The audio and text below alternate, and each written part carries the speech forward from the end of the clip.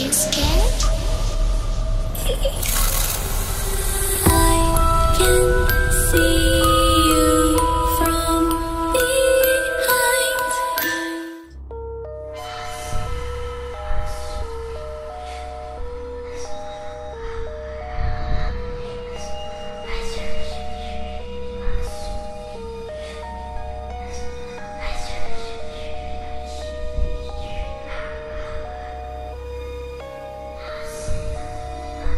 1972 senesi Haziran ayında Sedar Sinai Hastanesi'nde beyaz, kanla kaplı bir cübbe giyen bir kadın belirdi. Bu haliyle pek de şaşırtıcı olmamalı. Sonuçta yakın çevrede insanlar sıklıkla kaza geçirip tıbbi yardım için en yakındaki hastaneye geliyorlardı. Fakat bu kadında onu görenleri dehşete düşüren ve kusmalarına neden olan iki şey vardı. İlki tam olarak insan olmamasıydı. Plastik mankene yakın bir şeye benziyordu. Ama normal bir insanın maharetlerine ve akıcılığına sahipti. Yüzü cansız bir mankeninki kadar kusursuzdu.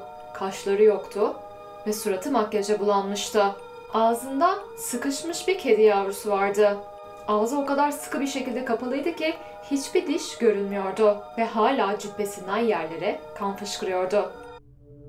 Kadın daha sonra yavruyu ağzından çıkarıp bir kenara fırlattı ve yere yığıldı. Hastane girişine adım attığı andan odaya götürüldüğü ve sedasyona hazırlanmadan önce temizlendiği ana kadar tamamıyla sakin, ifadesiz ve hareketsizdi.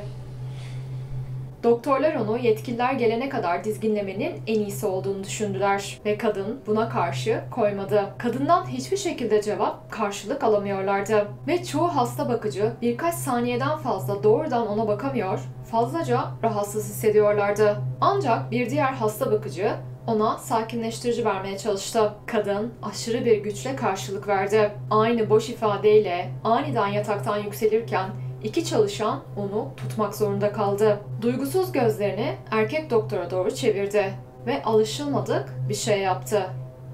Gülümsedi. O an kadın doktor çığlık attı ve şoka girdi. Kadının ağzındakiler insan dişleri değildi. Daha çok uzun, sivri çiviler gibiydi. Ağzının tamamen zararsız bir şekilde kapanması uzun sürdü. Erkek doktor bir an için gözlerini ona dikti ve sordu. "Nesin sen böyle?" Adamı gözlemlemek için kafasını omzuna doğru eğdi. Gülümsüyordu. Uzun bir ara oldu. Güvenlik alarma geçirilmişti ve koridordan gelişleri duyulabiliyordu. Yaklaştıklarını duyduğunda ileriye fırladı.